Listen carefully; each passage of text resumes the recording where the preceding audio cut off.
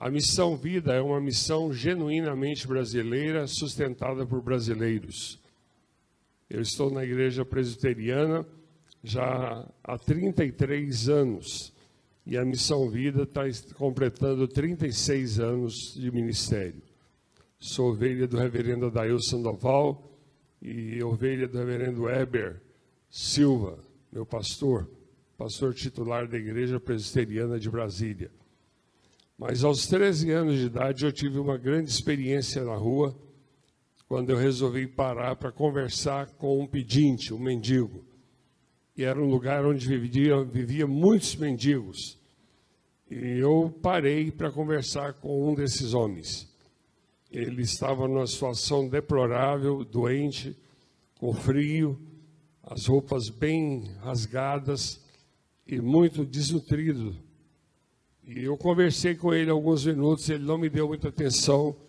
E no dia seguinte, eu tive uma ideia, vou levar o café da manhã para ele. Levei, e a partir dali, durante um ano, eu fiz isso. Até que um dia eu cheguei bem cedo e toquei no corpo do seu João. Ele estava virado para a parede, e muitas vezes ele demorava para acordar por estar tão embriagado. E naquele dia, quando eu virei na minha direção, eu percebi que o corpo estava rígido, que ele havia perdido a vida naquele dia. Foi a primeira vez que eu me deparei com a morte de alguém que eu de fato amava, alguém que de fato eu gostava. E Deus começou a trabalhar o meu coração naquele momento. Eu chorei, fui para o meu trabalho, embora sendo filho de desembargador, meu pai colocava a gente para trabalhar até a partir dos 13 anos. E eu confesso que foi uma experiência extraordinária para a minha vida e para a minha formação. E eu providenciei para que a Secretaria de Serviços Sociais fosse, retirasse o corpo, e por volta de 11h30 da manhã, esses profissionais e também de uma funerária levaram o corpo do seu João. Foi a minha despedida ali naquele momento, e eu comecei a me perguntar o que eu poderia ter feito que eu não fiz. Mas eu não podia fazer nada, porque eu ainda não conhecia Jesus.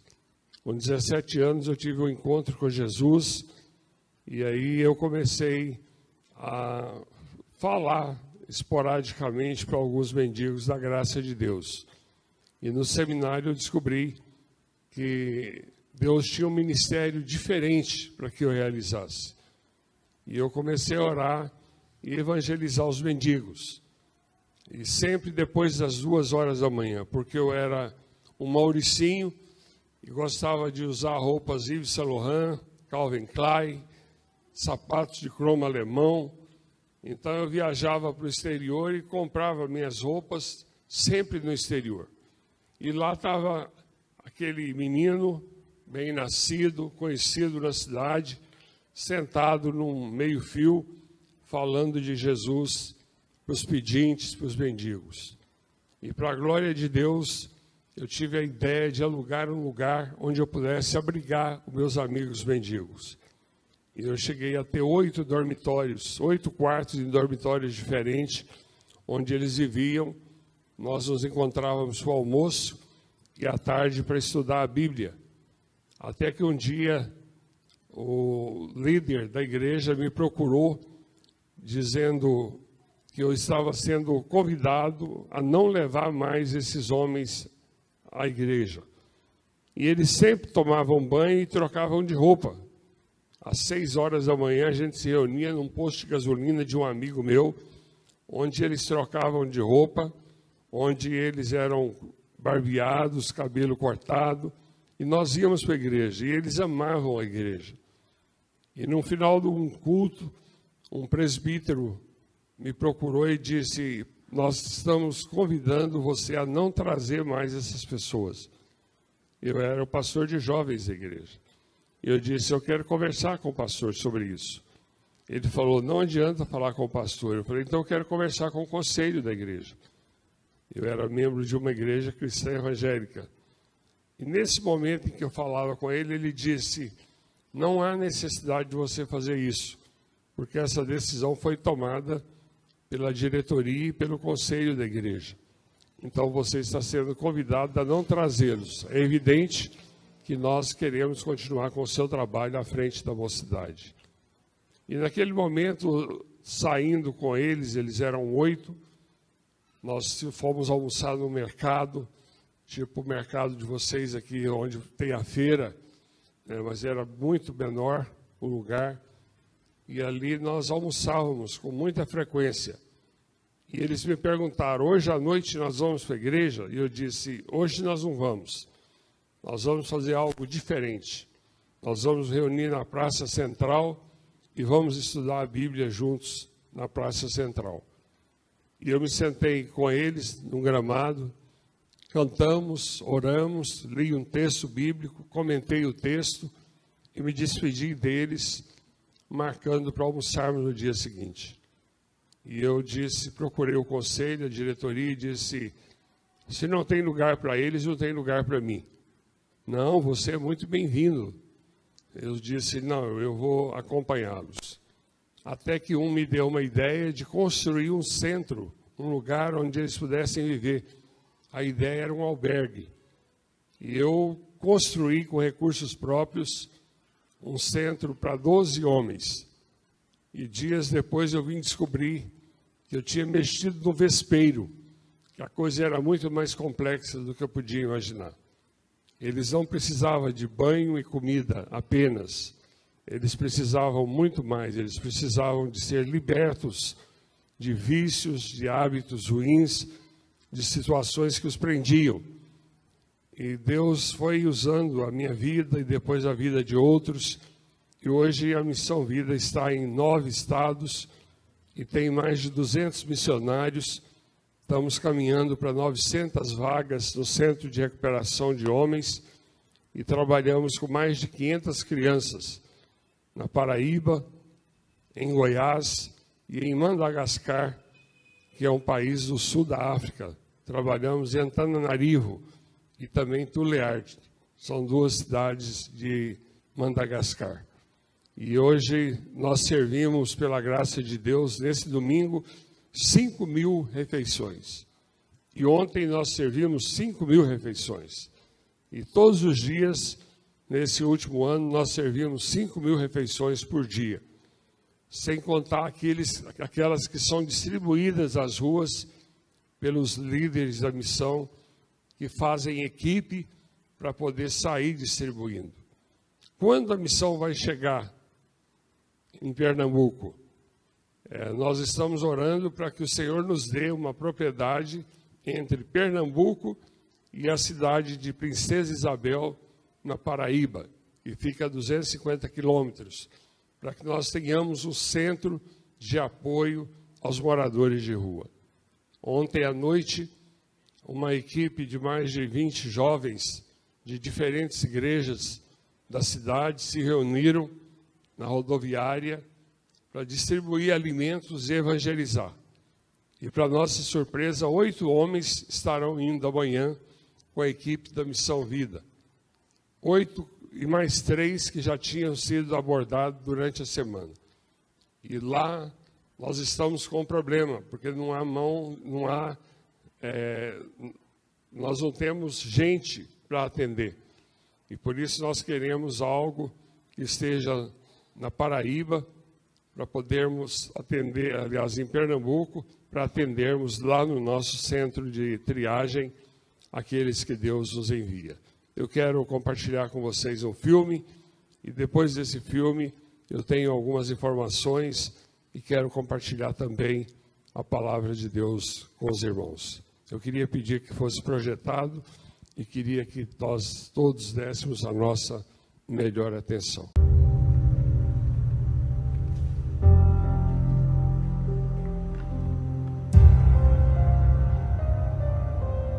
Muitos se recusam e recuam frente à chance de oferecer as mãos a um irmão caído.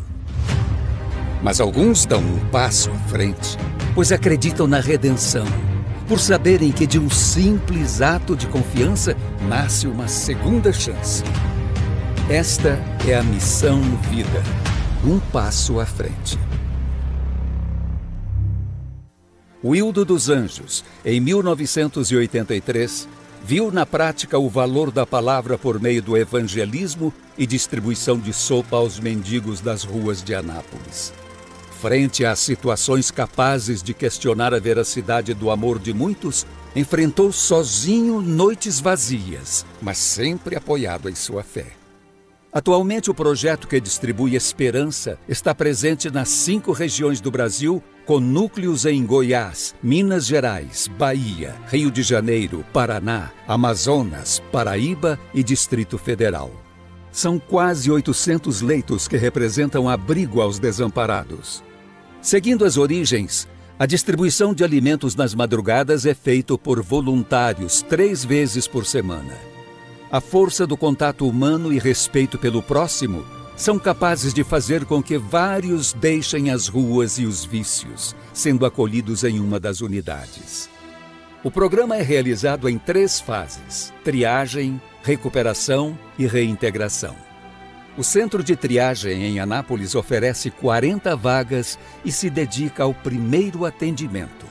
Aqueles que querem continuar com o tratamento são transferidos ao Centro de Recuperação em Cocalzinho, Goiás, o maior núcleo da Missão Vida, disponibilizando 240 leitos.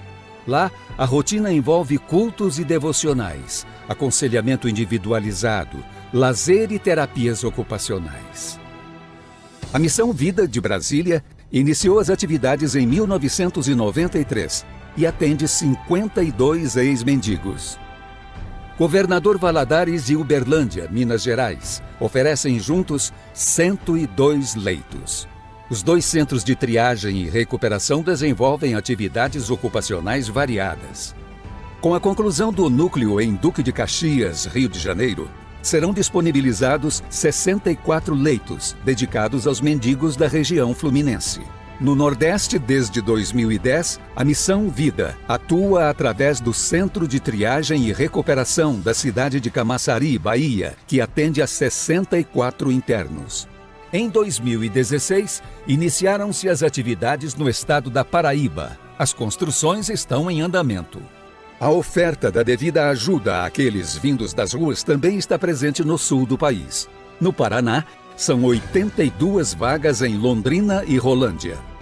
A região da Grande Manaus, Amazonas, tem seu centro de recuperação e reintegração que, quando concluído, acolherá 64 internos. Terminado o programa de recuperação, muitos demonstram insegurança para voltar ao convívio social, devido às incertezas sobre o futuro. Neste contexto, insere-se o Centro de Reintegração de Anápolis, Goiás, com seus 48 leitos. Para atuar também no aspecto preventivo, a Missão Vida fundou o Centro Educacional Vida. Crianças e adolescentes de 6 a 16 anos são assistidos no contraturno escolar nas cidades de Anápolis, Goiás e João Pessoa, Paraíba. Aulas de reforço, música, inglês e esporte são algumas das atividades desenvolvidas. Há ainda uma parceria no trabalho com crianças em situação de risco em Madagascar, na África.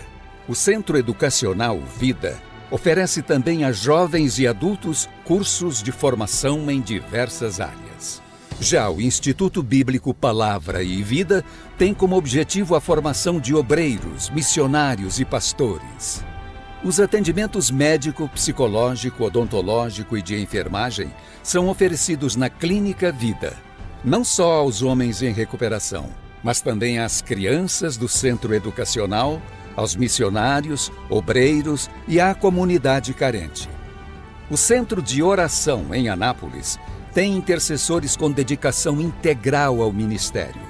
A unidade de Cocalzinho, além do Centro de Recuperação, possui o Memorial da Fé, um pequeno museu que conta, por meio de biografias e objetos pessoais, a trajetória de pessoas que ajudaram a escrever a história do Evangelho no país. A Vila dos Pastores Aposentados é parte integrante do núcleo em Cocalzinho.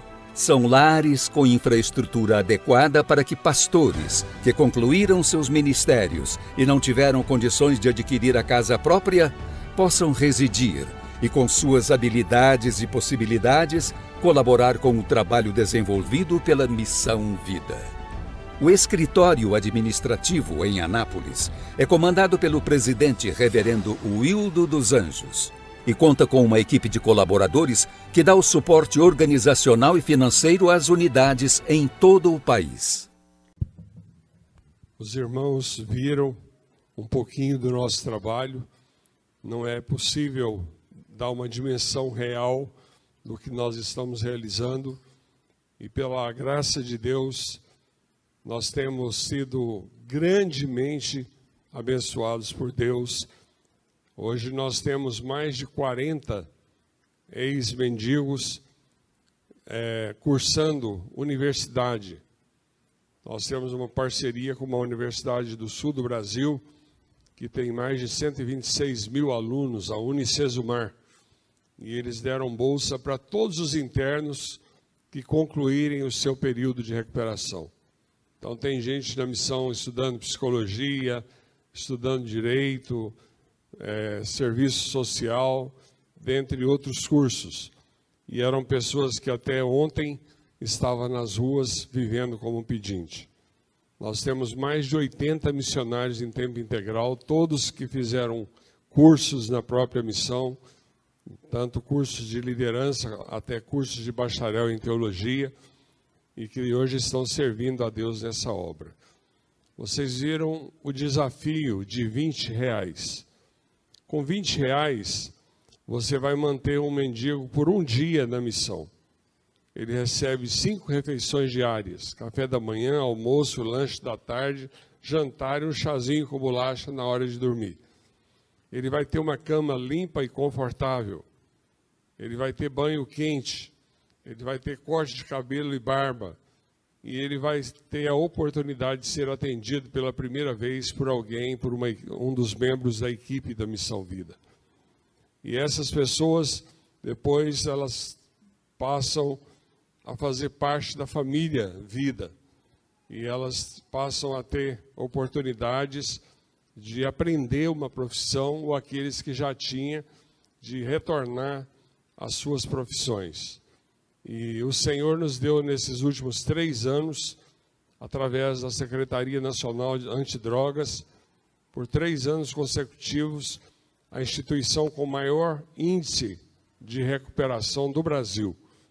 E isso incluindo as instituições católicas, espíritas, não confessionais, evangélicas, e foi uma bênção de Deus para a nossa vida.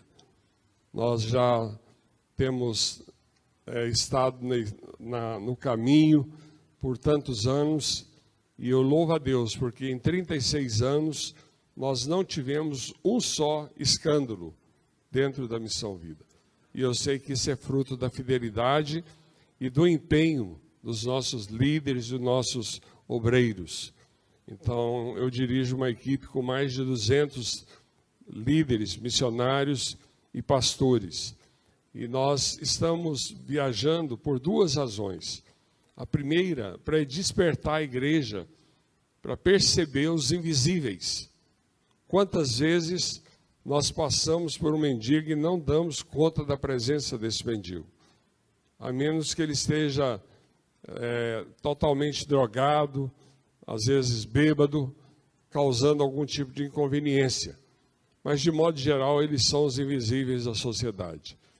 E nos últimos anos temos trabalhado com as crianças, para que elas não cheguem onde os seus pais chegaram, onde os adultos que nós estamos cuidando chegaram. E temos tido os resultados extraordinários. Eu fui à Suíça para receber um prêmio me ajudem aqui, um prêmio que trabalha com crianças, da Unicef. E foi muito interessante, porque eles entregaram e me escolheram como a pessoa que iria falar em nome dos homenageados. E ali eu pude falar do trabalho da missão, e no final eu disse: eu quero pedir perdão a vocês pelas minhas imperfeições, e dizer uma coisa que eu não disse na minha fala. Todo o sucesso desse trabalho se deve a uma pessoa. E parei por cerca de 10 segundos. Se deve a boa mão de Deus que tem estado sobre nós. Nós jamais teríamos alcançado os resultados que temos alcançado se não fosse através da bondade de Deus, por meio da bondade de Deus e da sua graça que tem estado sobre nós. Então, a honra, a glória e o louvor é de Deus. E a alegria é nossa de ver o Senhor fazendo tantas coisas extraordinárias.